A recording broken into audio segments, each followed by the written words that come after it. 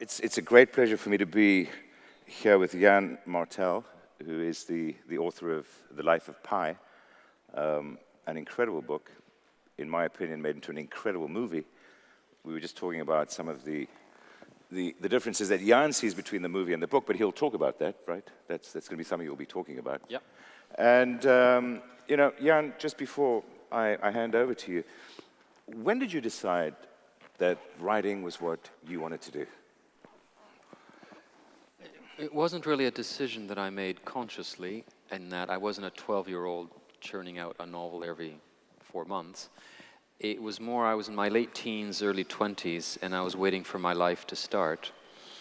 And I'd done one degree at university, I'd done a bachelor's in philosophy, and then I was just waiting for life to start, for some great career to take me by the lapels and propel me in that direction. And as the time was going by, I just thought, well, here, why don't I write stories just to pass the time? Because I've always loved reading, so love of reading led to an interest in writing. So I wrote some very bad short stories and some very bad plays, and I could recognize that they weren't good, that they were immature, but I loved playing with language. I loved constructing sentences, I loved finding characters and having them tell stories. So I just kept at it, and in a sense, my career life never started. No one ever told me that I should be a dentist or something. I just kept on writing, and I slowly got better. And well, so I'm glad nobody told you to become a dentist, because you're a great writer. Thank you. Now, you've lived all over the world, haven't you? Yeah, I had the luck of living in many places. My parents studied abroad. I'm from Canada, but they studied in Spain. My father did a doctorate in Spain. And then they joined the diplomatic service. So we lived in France, in Costa Rica, in Mexico, in Spain. And so I happened the luck of living in many countries. And then after that, on my own, I kept on traveling, including through Turkey. I was in Turkey 25 years ago, backpacking. I arrived in Istanbul and went all the way to Doğu Bayezid, and then and all the way back. So I explored Turkey thoroughly, loved it, which is why I accepted this invitation to come here, because Istanbul, I'll do anything in Istanbul. Great city, yeah. Absolutely. Absolutely stunning city. Now, how many books had you written before you wrote The Life of Pi? Life of Pi is my third book. So I wrote a collection of short stories, which didn't sell at all. It sold after many years, 800 copies. Then I graduated to the novel, and I wrote a novel called Self, which after a couple of years sold 1,200 copies. That's the world of literary fiction. And then I wrote Life of Pi, which has sold 10 million copies. So not bad. That's kind of like exponential. Yeah, that's kind of that's pretty good. No, I had Life of Pi did extremely well, for which I'm eternally grateful. Yeah, yeah. Happy with the movie? The movie was an interesting experience. Maybe I can talk about that now. It's very interesting how Hollywood comes to make movies. Peter and I, just before our talk, were talking about how brand our stories. Everything is story. And Hollywood is well aware of that. Despite being a formidable mercantile endeavor, a commercial endeavor, nonetheless, they haven't lost what the secret of great movies is, and it's stories. So Hollywood is constantly looking for stories. Hollywood is constantly buying stories. And when they buy a story, when they buy either a short story or a novel, is in a sense like when you buy a car. You buy it and then you can do what you want with it. Hollywood will buy a novel and then they'll do what they want with it. They can change absolutely everything in everything, and it's their right because they've bought it. So Life of Pi came out in 2001, as it happens on September 11th, 2001. And already before it came out, there was interest in Hollywood. Agents put out these little catalogs, and Hollywood studios look at that, looking for a story that they think will make for a great movie. And so already before the book came out, there was interest from Hollywood. And I was thinking, on paper, it's a very simple story. A boy in a lifeboat with a tiger. Those are very simple words to write. But turn that into a movie, I thought, it's formidably complicated. I mean, you can't just put an actor with a tiger in a lifeboat, because the tiger will very quickly kill the actor, and that is even more expensive than making an expensive movie. So I thought it'd be technically extremely difficult, so I was slightly disbelieving that they could turn it into a movie. But anyway, there was interest. And then no one really moved, but there was interest. And then finally what happened, and it always comes down to individuals. There was a man named Dean Georgiaris, who was what they call a script doctor. A script doctor is someone who comes at the last minute to fix a story. Everything's in place, but the story's a bit weak, a bit unhealthy. They call a script doctor who comes in and hopefully quickly fixes the script up and they can go ahead. So for example, Lara Croft, I don't know if you've heard of the movie Lara Croft with Angelina Jolie. Dean did exactly that. They had everything in place. They had the money, the director, the actress, Angelina Jolie. Everything was in place, but the script was weak. It was very weak. And Dean came in and very quickly turned it around. So I give him a lot of credibility. Dean read the book and liked it. He just liked the book a lot. And everything is connections, of course. So he had connections with 20th Century Fox, one of the big studios in Hollywood. And because he expressed interest, they bought the book. And then after that comes the complicated step. You have the book, great. Now it's a book, it's written, it's a perfect product in itself, but now you have to adapt it. And that's the magic that is sometimes very hard to pull off. And so initially Dean was going to do it, but he was having difficulty doing it. Translating a movie from a story from a book to a screen is extremely complicated because in a sense they speak different languages. There's a strange process of expansion and compression when you adapt. So for example, in Life of Pi, there's a shipwreck. And in the book, I describe it very briefly. In fact, it's 3 words. The ship sank. I don't spend much time describing that because it's very difficult describing something visual with words.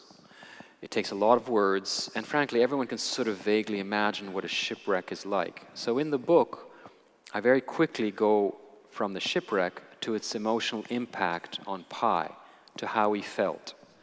And there's very few details about the shipwreck, because it would take too many words, and I leave it to the reader's imagination to visualize the shipwreck. Well, in the movie, it's the opposite. Showing visually the emotional impact of an event is very difficult because emotions aren't visible. You know, the actor can go, oh, and that's visual. But there's only so much you can do with that expression.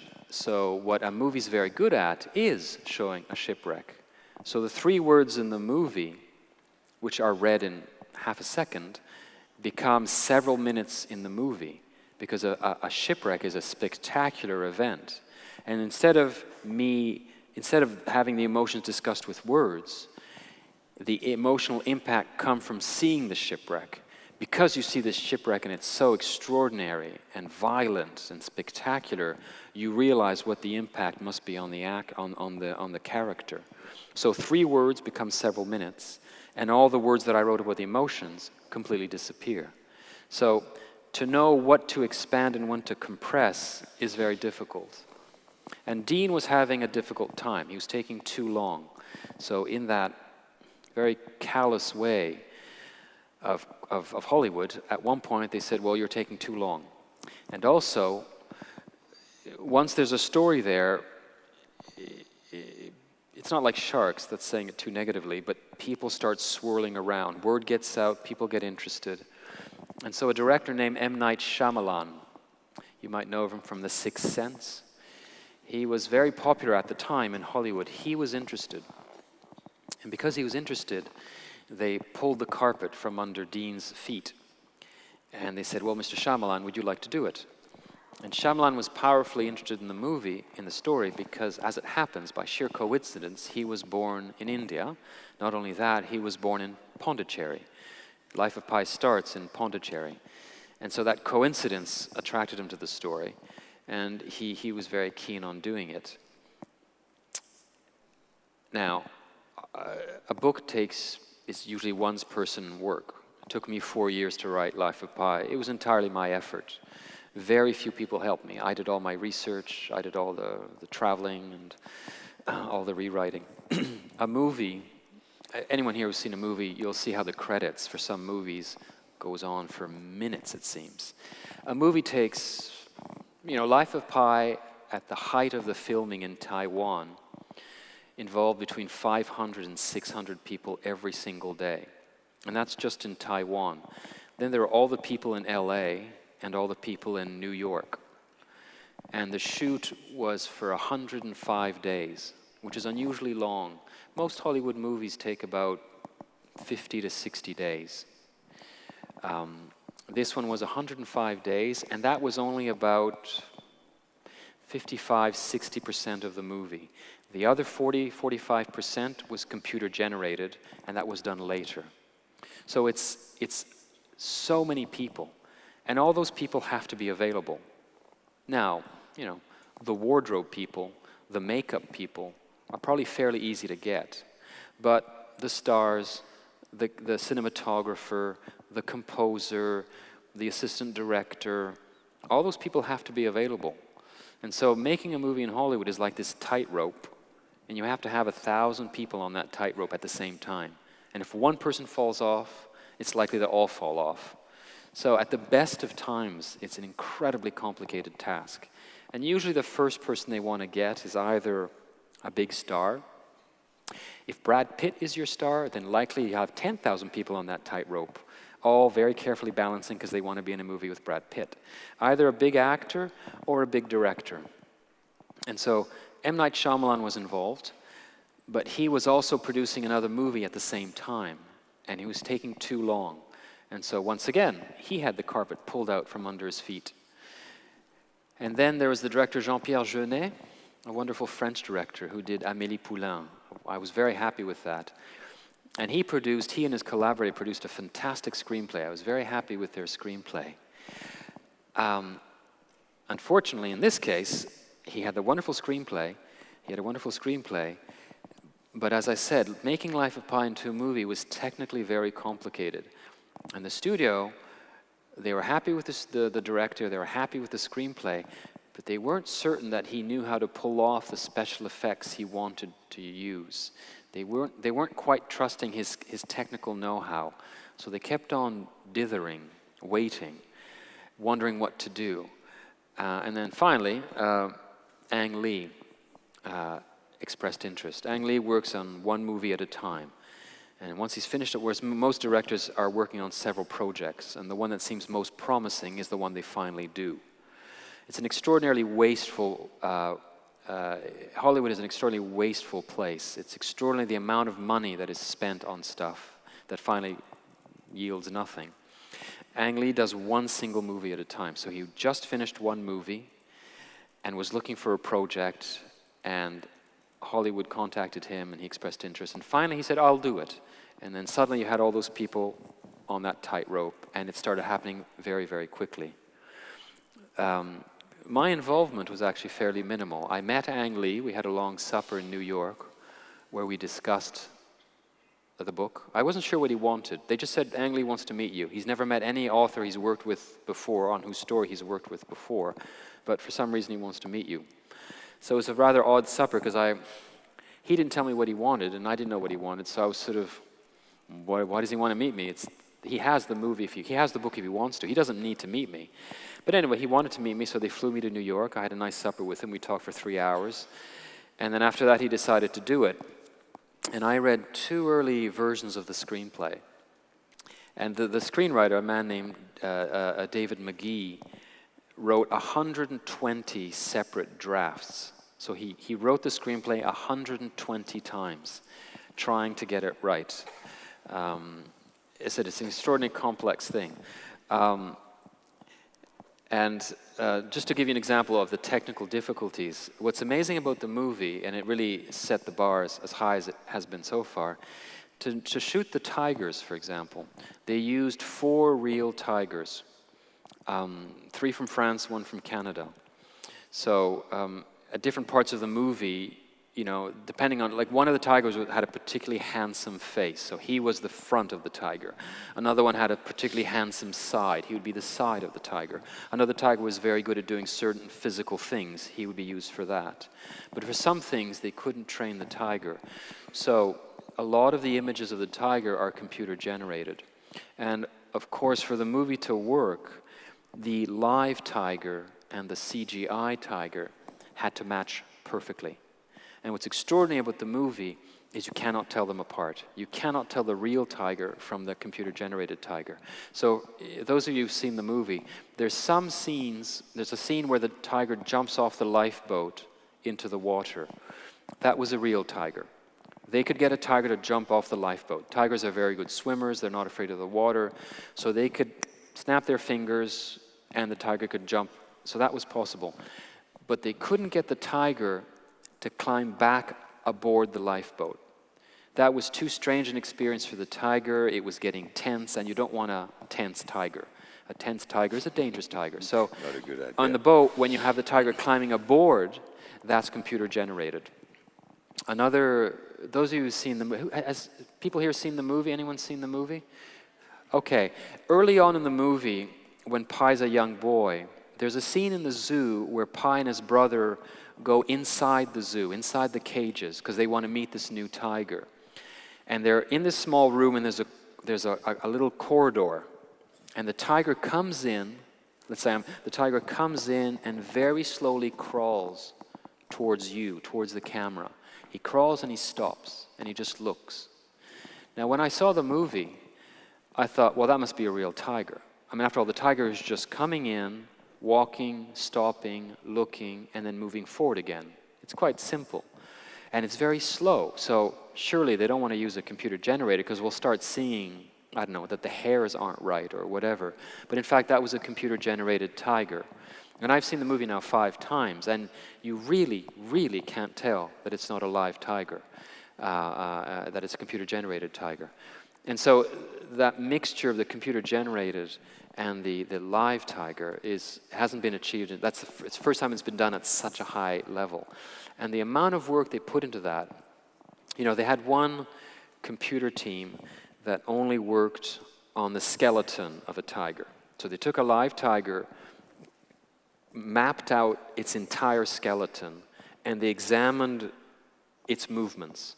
And so they figured out computer formulas to have the skeleton move in a way that looked realistic. But of course, any animal form is more than just its skeleton. It also has flesh. So an entire other computer team worked on the muscles of the tiger. They looked on how muscles of tigers move, not in terms of muscles tensing, so a muscle that tenses bulges, but also muscles that aren't being used that will tend to bounce. They looked at that. But of course, an animal is more than just its skeleton and its muscles. It also has a skin. So then another team looked at how the skin of a tiger will move in relation to the skeleton and the muscle. And finally, tigers have fur. And fur is a whole other universe, because fur, of course, will move not only in relation to whether it's dry or wet, but also into relation to what the tiger wants to do with its fur. A tiger, if it chooses, can make its fur go up to increase its size to look more menacing. But also, as it moves, the fur will move. So all of those together were brought layer after layer after layer to make the tiger look lifelike. And that took months and months and months and millions of dollars, all for scenes that were over like this. And that was the process. So that was extraordinarily complicated to make. And they pulled it off. They pulled it off. I found that the movie was beautiful to look at. Now, of course, a book is 300 pages. A screenplay is usually a page a minute. So if a movie is 2 hours long, it's usually based on a screenplay that's about 120 pages. And that's, of course, entirely dialogue with some little descriptives as to where this sort of story is set. So 120 pages of dialogue is much less than 300 pages of prose. So a lot has to be removed. And so I thought the storytelling at the very end, those of you who've seen the movie will remember that Life of Pi is basically 2 stories. There's a story with animals, but there's also another story, a story without animals. And both of those are based on the same facts. It's a story based on the same facts of the sinking of a ship and the arrival 227 days later of one human survivor on the coast of Mexico.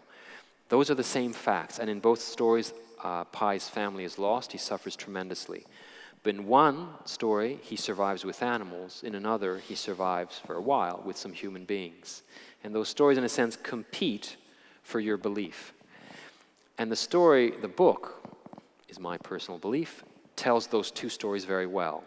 They both pull on your belief, and you have to choose which to believe. And in the movie, I found the second story somewhat tacked on at the very end. It sort of just appears suddenly out of nowhere, this scene in the hospital. But it was said it was very difficult to try to get it. But mostly I thought they did extremely well. One thing I particularly liked about the movie, aside from the scenes in the Pacific, was all the scenes in India. When you read the book, unless you're very good at accents and you read it with an Indian accent, you forget that it's set in India. Well, the movie very powerfully brought that home, that it was set in India, because the actors speak with an Indian accent, the characters are dressed like Indians, and it was shot in Pondicherry and in Munnar. So I was very happy that this American movie so richly portrayed India, which otherwise very rarely appears in American cinema. So there's many things I liked about the movie, but being the author of the book, there's certain elements of the storytelling that I wished had been more powerful. But overall, I think it was a lovely movie, and it did extremely well, and Ang Lee did very well, and it also helped the book very well. As a result of the movie coming out, the book, sold some more, did better again. And also the movie went into some markets where people read very little. So the movie did extremely well in India, which has a high rate of illiteracy, and did also extremely well in China. So. Very interesting. Yann, I mentioned to you earlier that I thought it's also a story about storytelling in a sense, because the two stories that you're telling simultaneously. And, at the end of the day, the reader or the viewer is asked to choose the more attractive story, I guess, the more comfortable story, let's say. Yeah, you're absolutely right, Peter. It is a story about storytelling. We live in a very cynical world, and we live in a world that makes us feel that we don't need stories, which is a tragic mistake. We all need stories. We need a personal story, a personal narrative that we tell about ourselves, about who we are, and that's embedded in a family narrative. All of us have sort of family stories, family traditions. We have characters in it, father, mother, siblings, a setting, and that's the beginning of a story. And that familial story is set within a broader story. Turks tell themselves a nationalist story that identifies them as Turks. Ataturk is a big part of the Turkish national story. It's a point of reference for all Turks, whether you like Ataturk or not, or Erdogan or whatever. All these characters become part of a national story, and that is once again set on an international, sort of a planetary story. And the story is always being written, rewritten, and you participate in that story. Now, of course, the broader the narrative, the smaller a character you are. But nonetheless, all this is storytelling. Everything is story. And Life of Pi is exactly about that. As I said, it's a set of facts, but facts are nothing. We are right now in Istanbul. Well, that essentially means nothing. What is key is what we make of that fact. There are some people in this room, perhaps, who adore Istanbul. It's the greatest city in the world. They'd never want to leave it. There's other you here who may detest Istanbul for whatever reason. Well, you're telling yourselves two very different narratives based on the same fact of Istanbul. Why is that? Because everything is subjectivity. Everything is how you take it. You can't choose Istanbul necessarily. You can't change it, but you can certainly change how you take it, what you believe of it. So Life of Pi is all about that subjectivity of the stories you tell yourself about the facts that are given to you. So, to repeat myself, Life of Pi both stories are based on one fact of a shipwreck. And at the end of it, Pi reaches the coast of Mexico, and he is eventually interrogated by these two investigators, the two Japanese investigators that you see in the movie. In the book, part 3 of the book is a very long interrogation. And what essentially happens is Pi tells his story. He says, this is what happened to me. I'm the son of a zookeeper. My parents were unhappy in India. We decided to move to Canada. We sold our animals to American zoos. The sale of those animals would allow us to settle in Winnipeg, Manitoba. And since we were all going to the New World, we decided to travel with our animals. Unfortunately, 4 days east of Manila, the ship sank. And It was terrifying, it was traumatic, I lost my entire family, and ended up in this lifeboat with this tiger. I stupidly attracted the tiger to my lifeboat because I recognized him, and in tragic circumstances we want something familiar. And I forgot for a moment that a tiger, despite being familiar, is not something you want to be in a lifeboat with. And so I survived with this tiger and these other animals briefly, and it was very difficult, but I managed to cohabitate with this tiger for 227 days. It was extraordinarily difficult, and here I am. As soon as we reached the coast of Mexico, the tiger vanished into the jungle. So he tells him this story. Now, the investigators essentially only want to find out why the ship sank. And so, while appreciating the story, it doesn't give them what they want, and so they go for a break, and they come back, and they say, well, we don't believe your story. We don't believe your narrative. Now, anyone who's suffered wants their suffering to be accepted. You know, storytelling is about sharing a narrative, and you want that narrative to be accepted. Well, the investigators don't accept his narrative. They essentially say, we don't believe it. You know, it's this idea of living in a lifeboat, you know, which is only 26 feet, 7 meters long, with a 200-kilo tiger. We don't believe it. You know, it's just unbelievable. And they're about to leave. And then Pi says, well, why don't I tell you another story? And, okay, forget the animals. I'll tell you another story. And instead of a tiger, a hyena, an orangutan, and a zebra, instead of that, there's my mother, there's me, there's a Taiwanese sailor, and there's a French cook. There's 4 human beings, not 4 animals. And things got rough very quickly. The Taiwanese sailor had a broken leg, and it became infected. And the French cook said we had to cut his leg off for him to survive. And he still died anyway. He was terrible. He suffered terribly. And in fact, the French cook wanted his leg cut, not to save him, but to use his leg as bait to catch fish. He was a brutal man, the French cook. And then he and my mother didn't get along well at all, and eventually the French cook killed my mother in front of my eyes, and the next day I killed him. So he substitutes this horrifying story. And the investigators, once again, don't find out why the ship sank, and say, well, that's a terrifying story. Wow, that's poor you.